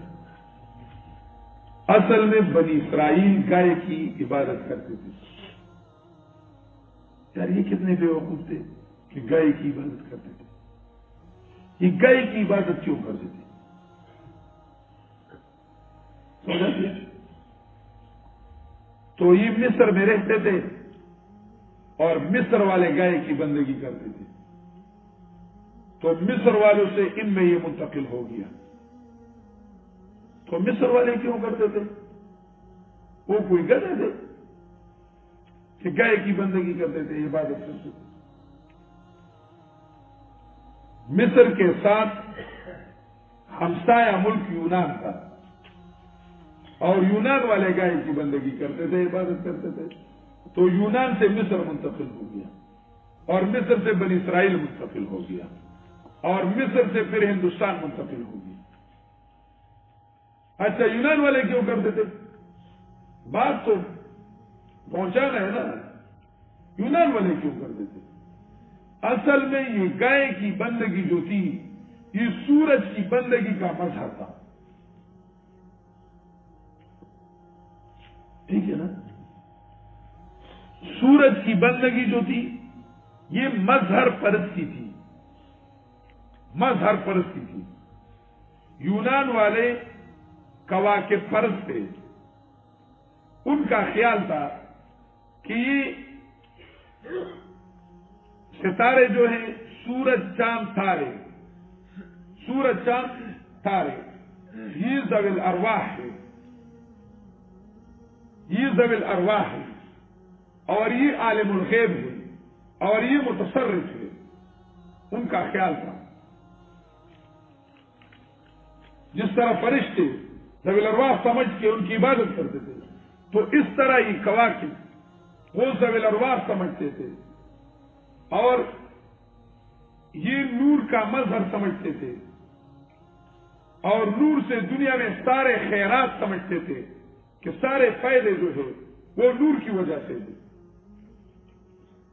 اور نور کا مظہر اتم وہ سورج ہے اور سورج جو ہے وہ ذوی الروح ہے اور ان کے ساتھ ہماری دنیا کا بلا بلا بلائی اور برائی ان کے ساتھ لکھی گئی ہے.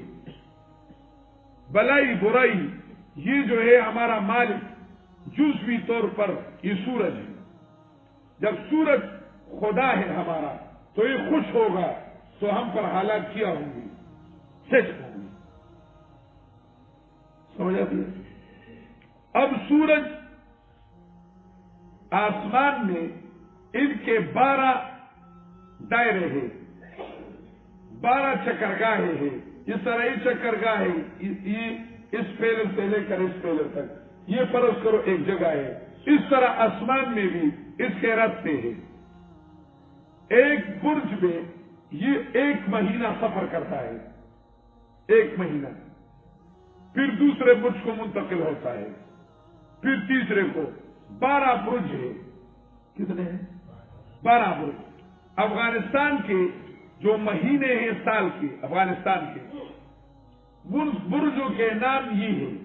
یہ افغانستان کے جو مہینے ہیں شمسی ہجری مہینے ہیں ان کے بکرمی سال کے, انہوں نے اپنا سن بنایا ہے شمسی ہجری.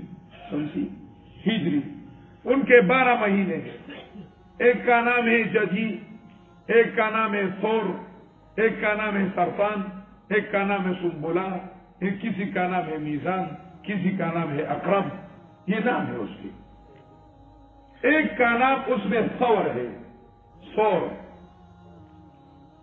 سور بیل کو کہتے ہیں نا, سور نام ہے سا کے ساتھ. تو جب سور کا مہینہ ہوتا ہے اور سورج اس برج میں چلتا ہے تو اس وقت زمین میں بہار ہوتا ہے, موسم بھی عجیب اور حالات بھی بڑے مزیدار موسم, اور میوے وغیرہ میوجات بھی زیادہ ہوتے ہیں, سب چیزیں زیادہ ہوتی ہیں.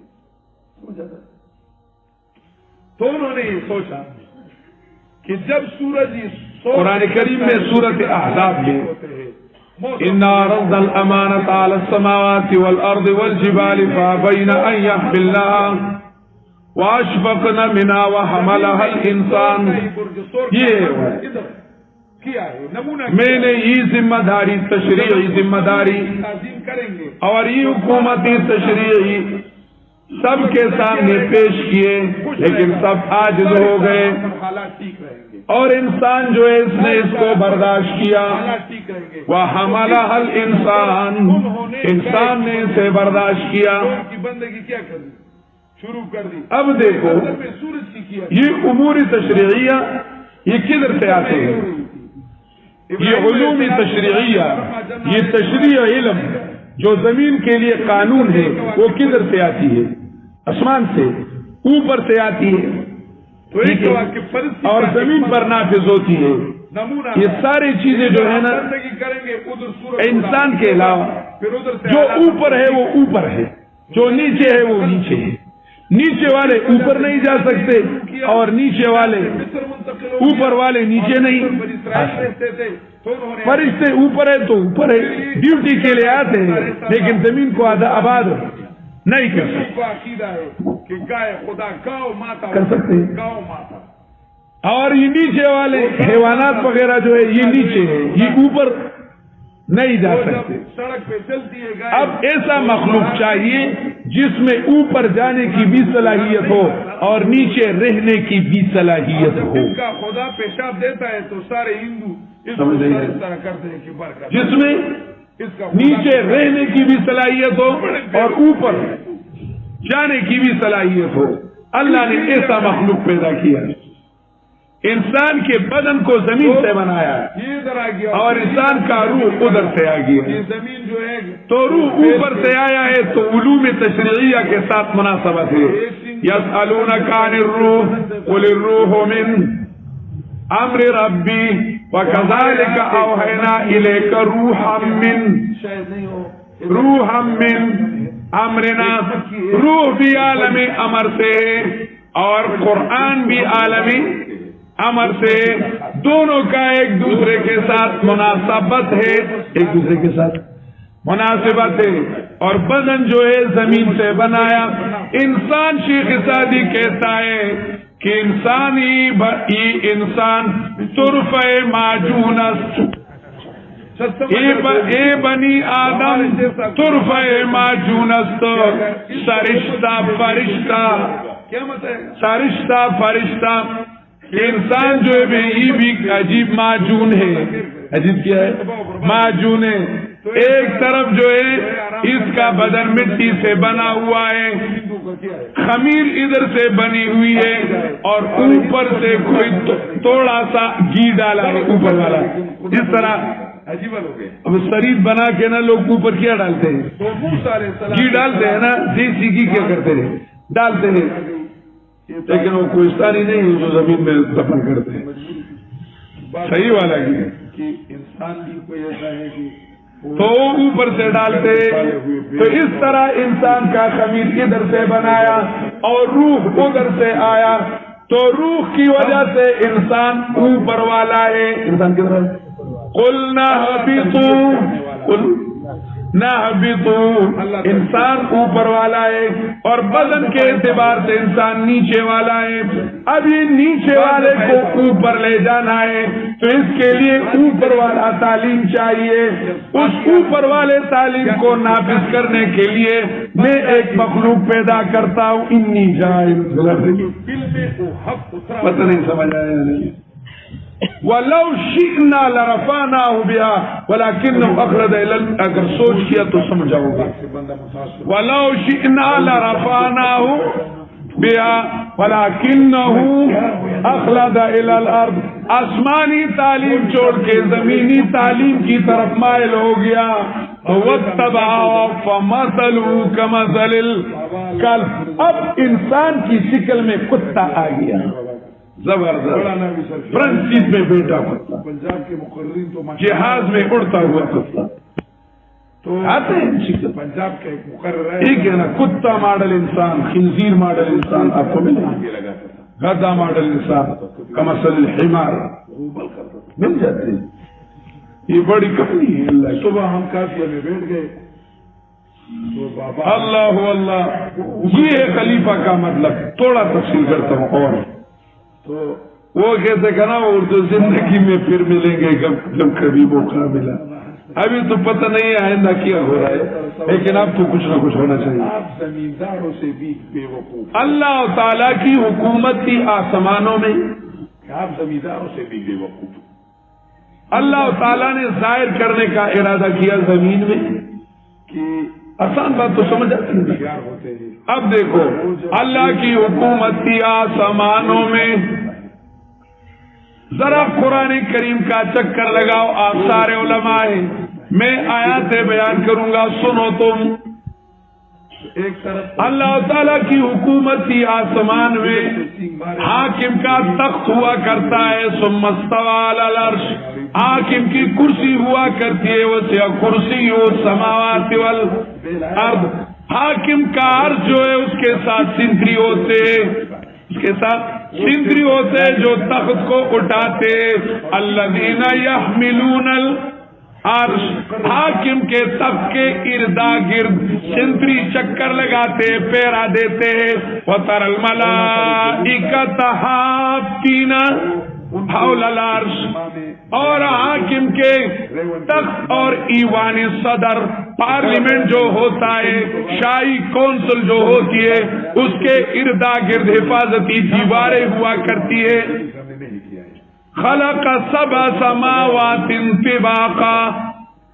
سبع سماوات طباقا، 7 فصیلے ہیں، 7 دیواریں ہیں شاہی کونسل کے اردا گرد. جو دیوار لوگوں کو نظر آتی ہے اس دیوار میں بلب ہوتے، کمکمے ہوتے. اس دیوار کو مزین کیا جاتا ہے. وَلَقَدْ زَيَّنَّا السَّمَاءَ الدُّنْيَا بِمَصَابِيحَ. ادھر جو ہے چوکیداروں کے مورچے ہوتے ہیں. وَجَعَلْنَا فِي السَّمَاءِ بُرُوجًا. چوکیداروں کے ساتھ اسلحہ ہوتی ہے. ادھر ایک کنٹرول لائن ہوتی ہے، جو بھی اس کنٹرول لائن کو کراس کر کے اس کو مارا جاتا ہے، کرفیو ہوتی ہے نا، اس کو مارا جاتا ہے. لا يسمعون الى الملأ الاعلى ويقذفون من كل جانب دحورا ولهم عذاب واصب. اس کو مارا جاتا ہے کہ کوئی کنٹرول لائن کراس نہ کرے. اس حاکم کی احکامات وہ اترتی ہے، اوپر جاتی ہے. کوئی ایسا نہیں ہے کہ وہ حاکم گم سم چپ ہے. نہیں يدبر الامر من السماء الى الارض ثم يعرج اليه في يوم كان مقداره 1000 سنة مما تعدون. اس حاکم کا ایک جلخانہ ہوتا ہے. کلا ان کتاب الفجار لفی سجین. اس حاکم کا ایک انعام خانہ ہوتا ہے. کلا ان کتاب الابرار لفی علین. اس حاکم کے وزراء ہوتے ہیں، وزیر تعلیم ہوتا ہے، وزیر صحت ہوتا ہے، وزیر سیاست ہوتا ہے، چھوٹی سیاست کا بھی بڑی سیاست کا بھی. وزیر تعلیم جبریل ہے، وزیر خوراک جو ہے وہ بھی کائل ہے، وزیر سیاست بڑی سیاست کا اسرافیل ہے، چھوٹی سیاست کا اسرائیل ملک الموت ہے. یہ سارے وزارتیں ہیں. سارے کیا ہیں؟ اس کی ایک مجلس ہوتی ہے. کیا ہوتے ہیں؟ مجلس ہوتی ہے. ما کان لی من علم بالملأ الاعلی. ما کان لی من علم بالملأ الاعلی اذ یختصمون. ملأ اعلی ہے، معتبر جماعت ہے، اور ادھر جو ہے فیصلے ہوتے ہیں. یہ تھی اوپر والی حکومت. اب اس اوپر والی حکومت کی 7 سنابل ہے. کیا ہے؟ 7 سنابل ہے.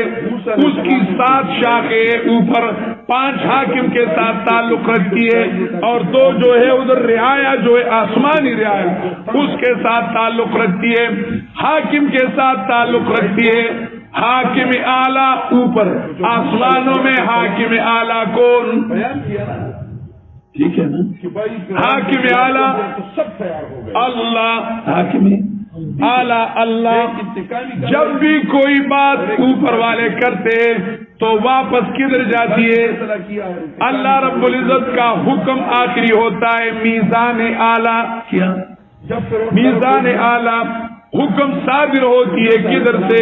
اللہ سے، مصدر اعلیٰ، مصدر اعلیٰ، میزان حاکم اعلیٰ اللہ، میزان اعلیٰ اللہ، مصدر اعلیٰ اللہ، اس کا ایک حکمت اعلیٰ، منشأ اعلیٰ، حکمت اعلیٰ، منشأ اعلیٰ، اللہ رب العزت کی ایک حکمت ہے، ایک منشا ہے، اللہ رب العزت کی ایک حکمت ہے، ایک منشا ہے، حکمت اعلیٰ، منشا اعلیٰ، یہ 5 چیزیں حاکم کے ساتھ تعلق رکھتی ہے۔ 2 چیزیں رعایا کے ساتھ، آسمانی رعایا جو ہے وہ ایک لا یعصون اللہ ما امرہم ویفعلون ما یؤمرون، ایک جو ہے اللہ کے نافرمان، دوسرا لا یسبقونہ بالقول وہم بامرہ یعملون، ایک طبعی طور پر وہ تابعدار ہے، طبعی طور پر تابعدار ہے، دوسرا یہ کہ صرف زبانی جمع خرچ نہیں، اس تابعداری کو عمل سے ظاہر کرتے، عمل سے۔ یہ 2 چیزیں، طبعی تابعداری اور عملی تابعداری، یہ کس کی صفت ہے؟ آسمانی رعایا کی۔ اللہ اللہ اللہ نے ارادہ فرمایا کہ میں یہ حکومت جس کی سب سنابل ہے آسمانوں میں ہے، سب سنابل ہے، اس حکومت کو میں زمین پہ رکھنا چاہتا ہوں، اس حکومت کو میں زمین پر رکھنا چاہتا ہوں، ٹھیک ہے نا؟ رکھنا چاہتا ہوں کہ انسانوں کی بھی حکومت ہوگی، ان کا بھی حاکم اعلیٰ کون ہوگا؟ زمین حاکم اعلیٰ اللہ، ان لوگوں کا قانون بھی اللہ کا ہوگا، میزانی اعلیٰ، ان لوگوں کی بھی ایک جماعت ہوگی، ملائی اعلیٰ، ملائی اعلیٰ، اس کی بھی ایک جماعت ہوگی، وَأَمْرُهُمْ شُورَى بَيْنَهُمْ، کبھی ادھر صدر بن گیا تو ادھر چلا گیا، اور ان لوگوں کی بھی ایک حکمت ہوگی اور ایک منشا ہوگی، ایک حکمت ہوگی کہ اللہ کی حکومت عدل کو ظاہر کرے، اور منشا ہوگی وَرَحْمَتِي وَسِعَتْ كُلَّ شَيْءٍ، کہ اللہ کی عدل اور رحمت والی حکومت ساری کائنات کو پہنچ جائے، یہ حکمت اعلیٰ، منشائی اعلیٰ، یہ 5 چیزیں یہ انسانوں کی حکومت کی خصوصیت ہوگی جو حاکم والی طرف ہو۔ رعایا کی 2 خصوصیتیں، بیعت الطاعت اور طاعت بالفعل، کو سمجھے نہیں، طاعت اور طاعت بالفعل، یعنی خلیفہ کے ساتھ یہ تابعداری کریں گے، ٹھیک ہے نا؟ بیعت کریں گے کہ ہم تمہارے کیا ہوں گے وفادار، آج صرف بیعت نہیں ہوگی، پھر عملی بھی کیا ہوں گے، تابعدار ہوں گے، علی السمع والطاعۃ، یہ انسانوں کی حکومت، وہی سب سنابل اللہ نے فرمایا کہ میں اس کو زمین پہ رکھنا چاہتا ہوں، اس کا مطلب ہے انی جاعل فی الارض، جاعل فی الارض خلیفہ، اتنی بڑی چیز کو لوگوں نے بند کیا ہے خلیفہ لیجیے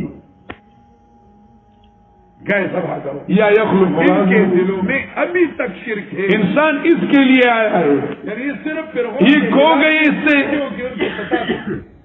یہ سبق انسان سے بھول گیا، اب اس دور میں انسان سے بھول گیا ہے، یہ سبق اترا نہیں، ساری انسانوں کی ایک حکومت ہوگی، کم از کم انسان تو مسلمانوں کی تو ہوگی نا، مسلمانوں تو مان لیا ہے نا، مسلمانوں کی ایک کیا ہوگی؟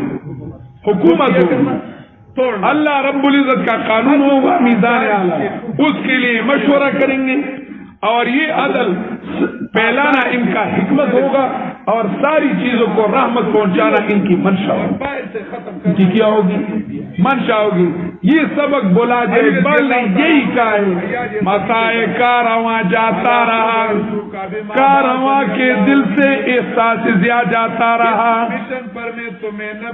وائے ناکامی مسائے کارواں جاتا رہا، ہائے افسوس قافلے کا سامان لٹ گیا، قافلے کا سامان لٹ گیا، وائے ناکامی متائے کارواں جاتا رہا، کارواں کے دل سے احساس زیادہ جاتا رہا، اور قافلے کے دل سے وہ احساس تاوان بھی نکل گیا کہ ہمارا بھی کچھ سامان ضائع ہوا ہے۔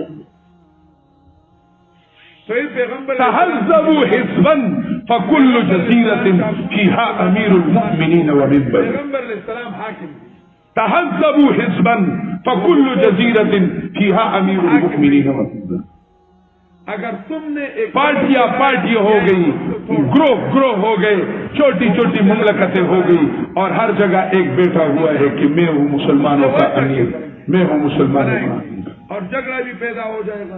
سارے مسلمانوں کو کم از کم ایک پلیٹ فارم پہ جمع کرنا ہے، اور مسلمانوں کے ذریعہ سے ساری انسانیت کو ایک پلیٹ فارم پر جمع کرنا ہے۔ کنتم خیر امت اخرجت للناس کا یہی معنی ہے، کنتم کذالک جعلناکم امۃ وسطا کا یہی معنی ہے، لتکونوا شہداء علی الناس، اللہ کی خلافت کی شہادت دینا، شہداء علی الناس کا یہی معنی ہے، اسلامی حکومت نافذ کیا تھا کہ اللہ کی خلافت کی گواہی دے دو۔ یہ سبق ہم نے بھلا دیا ہے۔ اور دو چیزیں تھی انسان میں، بدن اور روح۔ بدن کے لحاظ سے انسان جامع الکائنات ہے، انسان کیا ہے؟ اور ادھر سے لوگ مجاہدین کے لیے انسان بدن کے لحاظ سے جامع و مظہر الکائنات ہے، وغیرہ سے صدقہ دے دیتے بیت المال کو۔ بدن کے لحاظ سے مختصر کہتا ہوں، ڈرو مت۔ سوربیلا ہمارے ثوابی میں اللہ نے اس کائنات کو پیدا کیا، حسین و جمیل کائنات کو۔ آپ کے گلگت اور اس بلتستان میں حسن کے مناظر بہت زیادہ ہے الحمدللہ، تاکہ فوج منظم ہو۔ اور تو یہ حسین اور جمیل کائنات کو اللہ نے بنا دیا، اللہ نے ارادہ کیا، اس کا قبر کا بلگرام بھی ہے، اللہ نے تو ان لوگوں نے اللہ نے ارادہ کیا کہ اس حسین اور جمیل کائنات کو ایک مختصر سی ڈبی میں بند کرتا ہوں، سے لوگ ادھر سے لوگ ادھر نظرانے لیتے تھے کہ سارے کائنات کو مختصر سے ڈبے میں بند کرتا ہوں، تو اللہ نے انسان بنایا۔ بہت ہجوم ہوتی تھی ادھر، سارا کائنات تلخیص میں پڑا ہوگا یار، فیکن طول عالم الاکبر، اور اس انسان ایک چھوٹا عالم ہے، یہ سارا کائنات اس میں موجود ہے۔ جو چیز آپ کو چاہیے آپ مجھ سے پوچھے، میں آپ کو انسان میں دکھاؤں گا۔ تو پہاڑ ہو، نہریں ہوں، جنگلات ہو، زمین ہو، پتریلی زمین ہو، اچھا بناتے اور یا جو ہے سرخیز زمین ہو، میں آپ کو انسان میں دکھاؤں گا۔ کی کیا بن جاتی، ہوا ہو، یہ تو بھرا ہوا ہوا سے۔ تو میں نے یہ نہیں کیا، میں نے یہ کیا کہ ہم پیسے نہیں، انسان میں سب چیزیں موجود ہیں، عناصر اربع اور اس کے جزیات بھی انسان میں موجود ہے، حیوانات بھی ہے اس میں، کیڑے مکوڑے بھی ہے اس میں، بیان کرتا تھا جو نہیں کہتے تھے کہ کل ختم ہو جائے، سر سب چیزیں اس میں کل ختم ہو جائے انسان میں۔ کیونکہ یہ ہڈیاں جو ہے یہ پہاڑوں کا سلسلہ ہے نا، یہ رگیں جو ہے یہ نہروں کا سلسلہ ہے، مسئلہ سمجھا، اور یہ آنسو جو ہے پیشاب جو ہے یہ پانی ہے، وہ کسی کو معلوم بھی نہیں ہے، پانی ہے اس میں۔ اس کی وہ انسان رگڑو ہاتھ کو، یہ آگ ہے، وہ گر گئی، ختم، خود یہ دو آنکھیں دیکھو، یہ سورج اور قمر ہے، ختم ہو گیا ہے، اب کسی کو معلوم بھی نہیں ہے۔ اس نے کہا سارا کائنات کس میں ہے؟ شاپور سے سارا کائنات یہ ہتھیلی ہے، یہ ایسی زمین ہے کہ کسی چیز کو اگاتی نہیں ہے، پوتے کو قرآن سکھاؤ، اور یہ داڑھی ایسی جگہ ہے جو جنگل ہے، مدرسہ میں داخل کرو، جس میں پاؤں رکھنے کی جگہ نہ ہو، اپنے بابا کی قبر کو کیا کرے، اور ایک بار اور بدن جو ہے تو ایک اور زمین ہے جدھر ایک درخت ادھر ہے، ایک درخت ادھر ہے، ایک درخت ادھر ہے، تو یہ حاکم کا کام ہے، پیغمبر حاکم ہوتا ہے، سارا چیز اس میں ہے، موسیٰ علیہ السلام تو نے اس وجہ سے کیا، آسان طریقہ اللہ نے اس بدن کو ایسا بنایا، ٹھیک ہے نا، محبت ختم ہو جائے، میں جس طرح سمجھا رہا ہوں، انسان کو سمجھا رہا ہوں، اللہ مجھے توفیق نہ دے، لیکن بس خیر یہ کوئی بات نہیں، خبر ہو، اصل میں آپ کو معلوم ہے تو اس وجہ سے آپ سے تم نے اس کو توحید سکھایا، قرآن سکھایا، وہ سمجھ سارے کائنات کو اللہ نے ایک مختصر سی ڈبی میں بند کر کے آپ کے بابا کے پیش کیا حضرت انسان، حضرت اگر اس سارا کائنات جو ہے اللہ کے حکم کے سامنے آج سمجھو کہ اس نے ابھی تک مسئلہ توحید کو سمجھا نہیں. اگر نے کہا تکمیلی طور اکیلا جھنڈا نہیں ہے، کس طرح گنبد بھی ختم، یعنی غیر اختیار، سمجھو کہ مسئلہ سمجھا. ٹھیک ہے. درخت یتکفف الی خلقہ، ان کی تربیت کے لیے اللہ نے دریا کہ ان کو کہو کہ اپنے زبان حال سے کہ اللہ کی وحدت کی گواہی دیتا اپنے ہے. خدا کو ذبح کرے نا، مجھے معلوم ہو جائے گا کہ ہمارا سب سے ایک ذات نے بہایا ہے، میں وہی طریقہ سے بہ رہا ہوں. اپنے آپ کو نہیں بچا. اب کچھ لوگ مجھے جو ہے بند کرنا چاہتے تو کتنے پیسے لگاتے تھے. اس وجہ سے ٹھیک ہے نا؟ مدارک نے بھی لکھا ہے، ماوردی نے بھی لکھا ہے، تو خیر وہ الگ بات ہے. اس وجہ سے تو انسان یہ ساری چیزیں نہیں ہیں، یہ اللہ کے حکم کے سامنے عاجز ہے. غیر اختیاری طور پر آپ کو معلوم ہے انسان ایک ایسا چیز اللہ نے بنایا ہے اس ساروں سے تھوڑا ممتاز خدا کو ذبح کہ اس میں اللہ نے اختیار رکھا ہے. تو اس کو کہا کہ میرے سامنے عاجز ہو جاؤ اپنے اختیار کے ساتھ. یہ ہے وہ جواب دیتا ہے نا تو پہلے سے ہی بتاتا ہے، سمجھ رہے ہیں. یہ ہے جو تمہیں حکم دیا گیا ہے نا، یہ گئے ہیں. یہ سارا کائنات عاجز ہے، تم عاجز بن جاؤ. تم عاجز، یہ ہے عبادت. یہ مأمور ہے، اس کی عبادت سے تعبیر نہیں کیا، اس کو عاجزی سے تعبیر کیا تاکہ لوگ یہ سارے عاجز ہیں. فقر کو ذبح کرنا ہے. وَلَوْ أَسْلَمَ مَنْ فِي السَّمَاوَاتِ وَالْأَرْضِ، بیلو یا گائے ہو سارے عاجز ہیں. بلا امتیاز و بند سجدے کی آیات کہی، سارے میرے سامنے منقاد ہیں. میں فرمایا انسان کو کہا اعبدوا، امر کیا، یعنی تم میں یہ بھی طاقت ہے کہ عبادت کرو یا نہ کرو. ان میں یہ اختیار نہیں کی. کیا تو بدن کے لحاظ سے انسان کی ذمہ داری ہے اعبدوا. کرنا کو میں بات سمجھاتا ہوں. قریب جانے والے بدن کے لحاظ سے انسان کی ذمہ داری ہے واسطہ اعبدوا ما خلقت الجن والانس الا ليعبدون. سمجھ آئے گی. اب ایک بات، روح کے اعتبار سے، امام ابن قیم روح کے اعتبار سے انسان مظہر الہی ہے. ہر قوم کا معبود روح کے اعتبار سے انسان اللہ کی صفات کا جب مظہر ہے. تک اس کو ذبح نہ کرے، روح کے اعتبار سے اللہ انسان کی صفات کا کیا ہے، تب تک اس کی توحید کامل نہیں. تو ڈیموکریسی اللہ حاکم، تو انسان کو بھی حاکم بنایا. جب تک اس سے بائیکاٹ نہیں ہوتی، اللہ حاکم تو انسان کو بھی کیا بنایا، حاکم بنایا. لیکن انسان کو کہا کہ اگر میرے حکم کے مقابلہ میں تم نے حکم کیا تو تم طاغوت اور فرعون بن جاؤ گے، اور اگر میرے حکم کے مطابق حکم کیا تو تم خلیفہ بن جاؤ گے. اب بھی سمجھ نہیں آیا. صوفیاء کرام اگر میرے حکم کے مطابق حکم کرو گے تو خلیفہ بن جاؤ گے، اور اگر میرے حکم کے مقابلے میں تم نے حکم کیا تو تم طاغوت بن جاؤ گے. اذهب الى فرعون انه طغى. معبود یا داؤد حل ہو گیا. یا داؤد انا جعلناک خلیفۃ فی الارض. اب خلیفہ کا معنی قرآن سے سنو.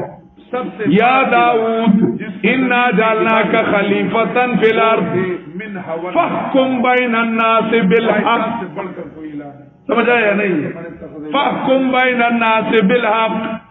تو اللہ رب العزت کی حکم کے ساتھ فیصلہ کرو.